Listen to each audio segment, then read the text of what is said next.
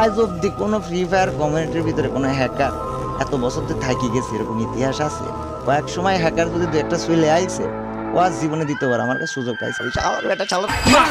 কখনো শুনি বাংলাদেশে মানুষ 16 কোটি, আবার কখনো শুনি 18 কোটি, আবার কখনো কখনো শুনি যে বাংলাদেশের জনসংখ্যা 20 কোটি। বাট এই 20 কোটির ভিতর বেশিরভাগ মানুষই টিকটক সোশ্যাল মিডিয়াতে ব্যস্ত থাকে। আবার কেউ কেউ তো আছে বিচিলেস ফ্যান, না মানে থুকু বিটিএস ফ্যান। আবার এত এত মানুষের মধ্যে কেউ খায় গাঞ্জা বেরি, কেউ খায় ডেন্ডি, আবার কেউ কেউ তো আছে যারা কিনা করে মুরগি চুরি। বাট একদল মানুষ আছে যারা কিনা এদের থেকে সম্পূর্ণভাবে আলাদা, যারা কিনা রোস্টার গো ভিডিওতে যায় কমেন্ট করে #কাব্যদুচি, আপন ভাই ভিডিও দেন তাড়াতাড়ি। হোয়াটসঅ্যাপ লোকজন দিস ইজ আপন। তো কি অবস্থা ভাই লোক, কেমন আছো তোমরা? দেখো ভাই তোমরা কেমন আছো ওইটা তো আর আমি জানি না, বাট আমি এতদিন ভালো ছিলাম, বাট এখন ভালো নাই। কারণ কাব্য যা কিছু শুরু করছে ওইটা দেখার পর আর ভালো থাকা যাইতেছে না। বাজান আজকে এমন একজন রে নিয়ে কথা কমু যাই কিনা তোমার পূর্ব পরিচিত, মানে Garena free fire KG creator মাদ্রাসার মুহতামিম হাফেজ মাওলানা মুফতি ইটস কাব্য। হ্যাঁ, এই মাদারচত্র নিয়ে আজকে কথা কমু।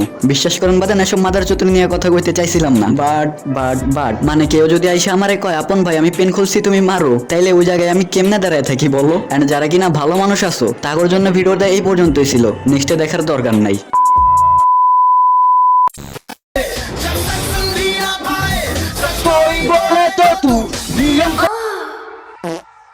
আসসালামু আলাইকুম বড়। কোনো এক কবি লিখেছিল, সকালে উঠে আমি মনে মনে বলি সারাদিন আমি যেন ভালো হয়ে চলি। বাট আমাদের ইটস কাব্য যে কিনা সকালে উঠিয়া মনে মনে বলে সারাদিন আমি যেন গালি খেতে পারি। মানে একটা মানুষ সকালে উঠেই মনে মনে কয় আমি জানি সবসময় গালি খাইতে পারি, আর ওরে মানুষে গালি দিব না তাইলে কি তুমগরে আমগরে গালি দিব? এখন একদল লোক এসে আমারে বলবো তুই তো কাব্যর লেভেলেই নাই। হ ভাই, কাব্যর লেভেলে আমি নাই এটা আমি মানি। বাট যেই দেশে কিনা হিরো আলমের মতো একজন সিঙ্গারের ফ্যান ফলোয়ার থাকতে পারে, ওই দেশে ইটস কাব্যর মতো একজন মাদারচোদের 5 মিলিয়ন ফলোয়ার থাকা আমার কাছে তেমন একটা বিষয় না। আরেকজন কবি বলেছিল, এমন জীবন তুমি করিও গঠন, মরিলে হাসিবে তুমি আর কাঁদিবে ভবন। এমন জীবন তুমি করিও না গঠন, মরিলে কাঁদিবে তুমি আর হাসিবে ভবন। বাট কবি আপন এক্সপোজ বলে, ওহে আন্টি আঙ্কেল এমন সন্তানকে তুমি দিও না জন্ম, তোমাদের গালি খাওয়ায় যার প্রতিটা কর্ম। আন্টি আঙ্কেল এমন সন্তানকে তুমি দাও জন্ম, তোমাকে সবাই সম্মান করবে যার জন্য। আমাদের ইসকাব্য ভাই কেজি ক্রিয়েটর নামে একটা গিল্ড খুলছে। হ্যাঁ, গিল্ডের নাম কেজি ক্রিয়েটর। বাট বিশ্বাস করেন বাজান, যে গিল্ডের নাম কেজি ক্রিয়েটর মানে ইসকাব্য ভাই যে গিল্ডটা খুলছে, বাট বিশ্বাস করেন বাজান এই কেজি ক্রিয়েটর গিল্ডের ভিতর কেউ আছে মুরগি চোর, কেউ আছে ডিন্ডিখোর, আবার কেউ কেউ আছে গাঞ্জাখোর। আর আমাদের ইটস কাব্য ভাই গুখোর।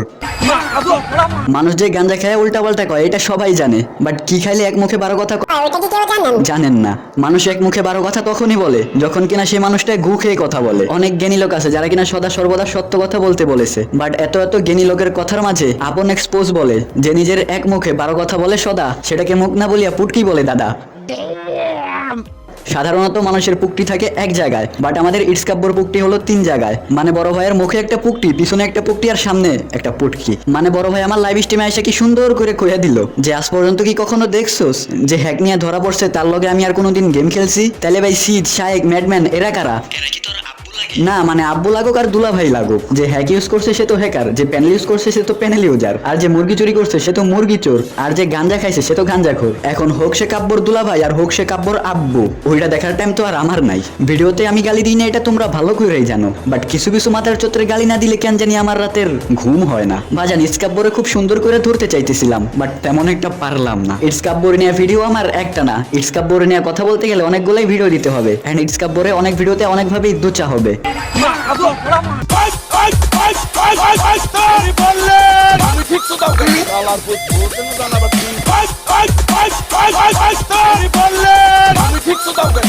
বলতে না জানাবার